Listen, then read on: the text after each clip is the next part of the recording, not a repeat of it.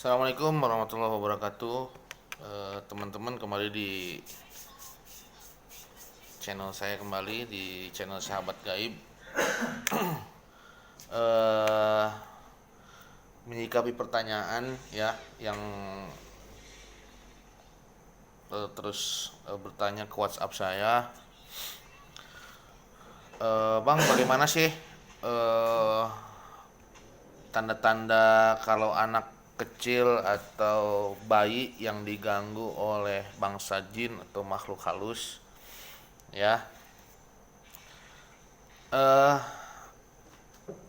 ada beberapa tanda, teman-teman ya. Nanti kita bahas, tapi jangan lupa di like dan subscribe eh, videonya ya. Jangan lupa di like dan subscribe supaya video ini kedepannya lebih lebih bagus dan juga lebih bermanfaat ya. Dan juga menambah semangat ya, menambah semangat yang bikin videonya ya.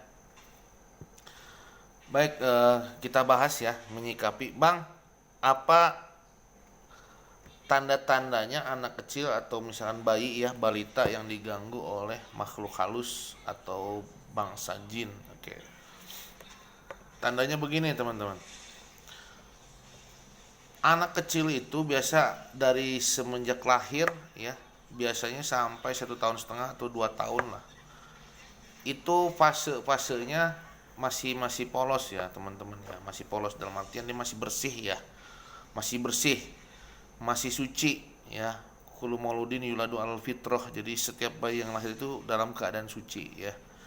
Yang beda dengan kita yang sudah di atas 17 tahun ya. Di atas 17 tahun, yang 25 tahun ke atas beda ya. Kita sudah mungkin sudah terkontaminasi ya. Terkontaminasi oleh dosa atau maksiat ya gitu. Tapi kalau anak kecil, teman-teman ya, anak kecil atau balita ya, bayi yang baru lahir maupun balita ya, ranknya antara dari semenjak lahir sampai umur 1,5 tahun sampai 2 tahun lah,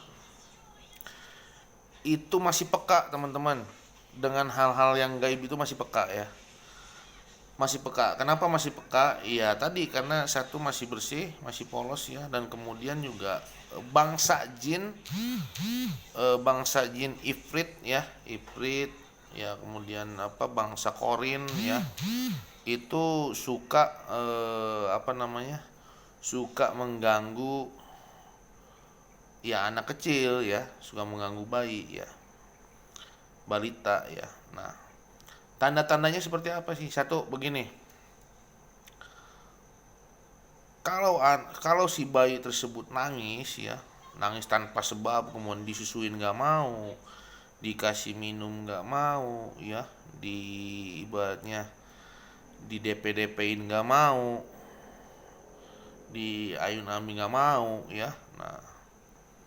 Nah itu dia resah, teman-teman ya, resah. Dalam artian resah itu dia risih.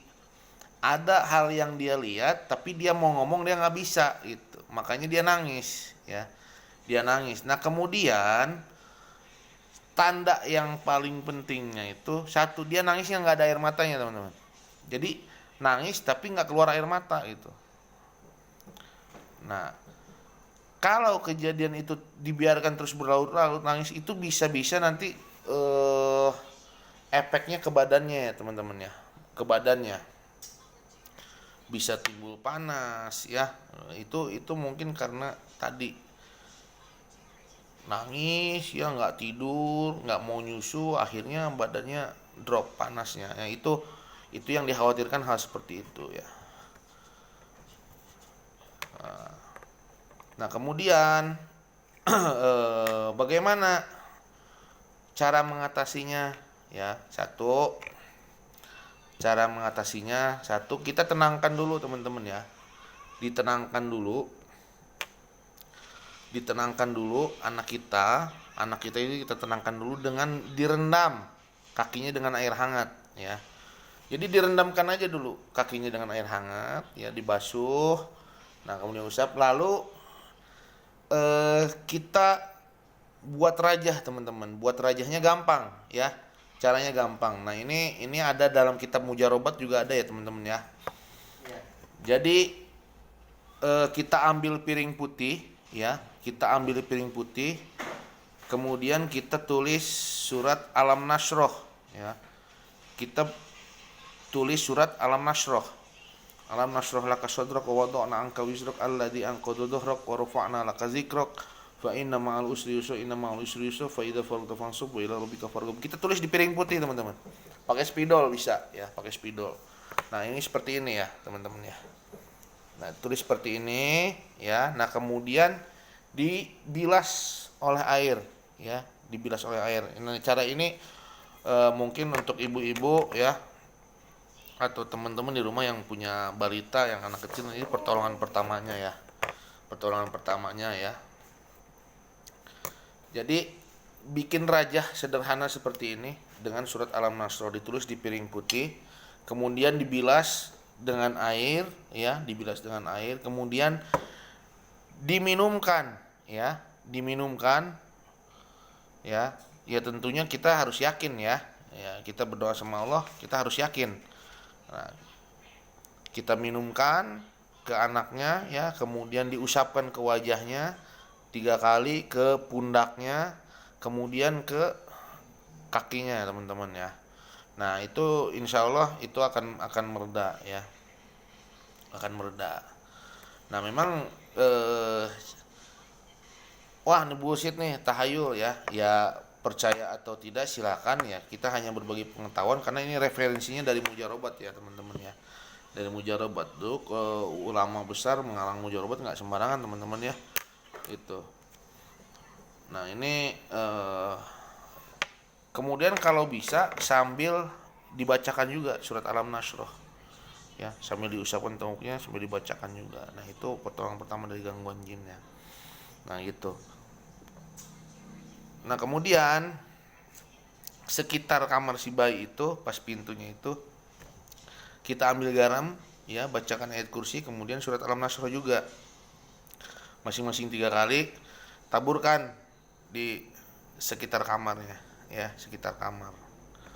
Nah, itu insya Allah akan terhindar ya dari gangguan makhluk halus, jin, setan dan sebagainya ya itu. Nah, kemudian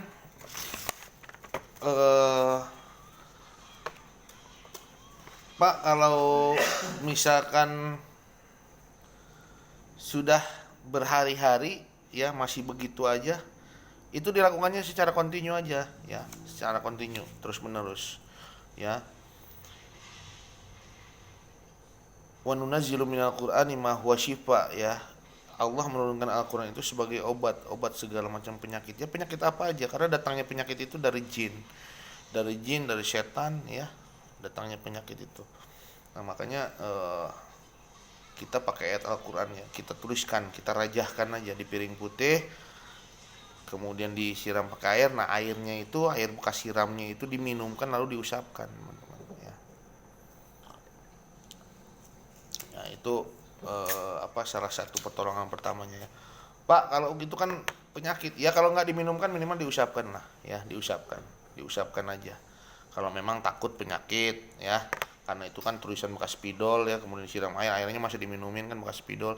Nah, itu diusapkan aja, minimal diusapkan ke wajah, tengkuk masing-masing 3 kali, kemudian ke kaki ya. Itu pertolongan pertama ya, pertolongan pertama teman-teman. Nah, kemudian Bang, gimana sih caranya supaya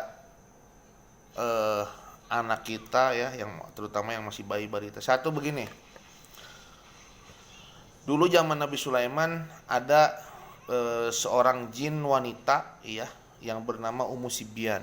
Nah, Ummu Sibyan ini jin berupa nenek-nenek ya, dia berupa nenek-nenek, kemudian matanya biru, rambutnya putih panjang ya, memenuhi ruangan tempat dia hinggap ya.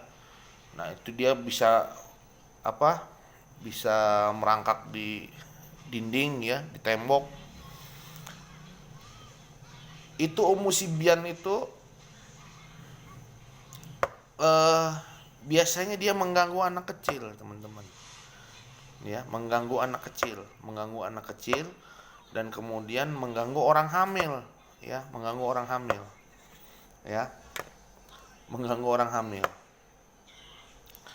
Jadi supaya tidak diganggu, satu,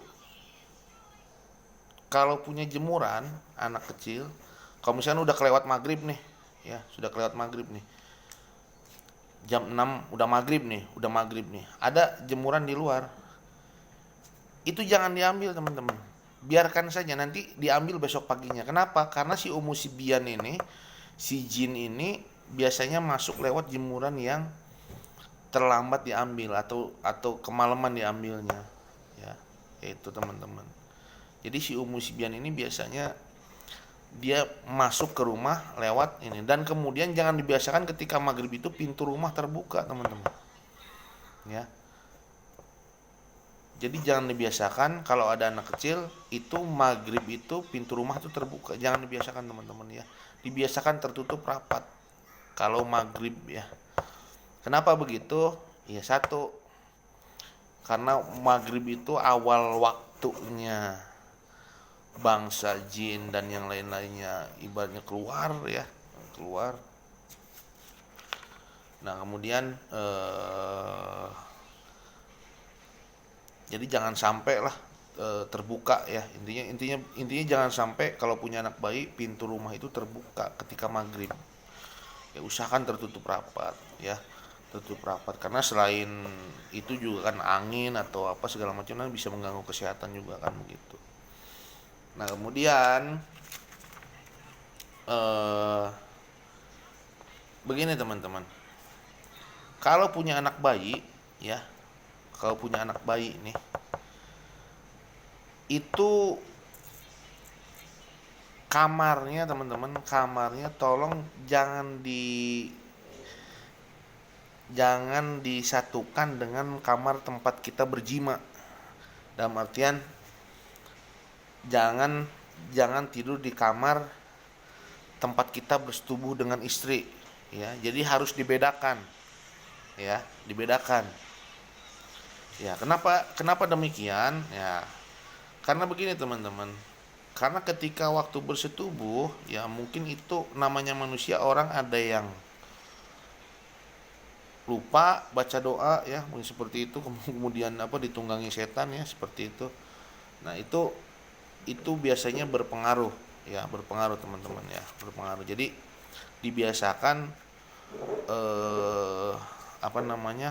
dipisahkan kamarnya, mana kamar anak-anak, mana kamar untuk orang tua, ya. Itu fungsinya seperti itu, teman-teman. Jadi satu, selain privasi juga, ya, privasi orang tua itu juga menghindarkan anak kita dari gangguan jin, teman-teman, ya, seperti itu. Kemudian kalau punya anak bayi, ya dibiasakan kita sholat, sholat, zikir, ya, ngaji, itu di rumah biasa dihangatkan dengan hal-hal seperti itu, ya, teman-teman, ya. Supaya apa? Supaya satu, anak kita terbiasa mendengarkan Al-Quran, ya. Kemudian keduanya, ia terhindar dari gangguan jin dan makhluk halus lainnya, ya, teman-teman, ya. Ya mungkin seperti itu aja video kali ini, ya. Itu hanya untuk menanggapi pertanyaan-pertanyaan yang masuk ke WhatsApp saya, dan mudah-mudahan itu bermanfaat, khususnya untuk ibu-ibu atau teman-teman yang punya bayi atau balita. Itu pertolongan pertamanya tadi dengan rajah surat Alam-Nasrh tadi, ya. Nah, gitu. Ya, hakikatnya itu syariat lah, ya, syariat, ya. Karena hakikatnya yang menyembuhkan Allah, yang memberikan penyakit Allah, yang menyembuhkan juga penyakit juga Allah. Intinya kita memohon perlindungan juga kepada Allah, ya. Baik, terima kasih, teman-teman. Ya, jangan lupa di like dan subscribe channel Sahabat Gaib, ya. Karena channel ini membahas seputar pergaiban, ya, dan juga seputar agama. Terima kasih. Assalamualaikum warahmatullahi wabarakatuh. Salam gaib.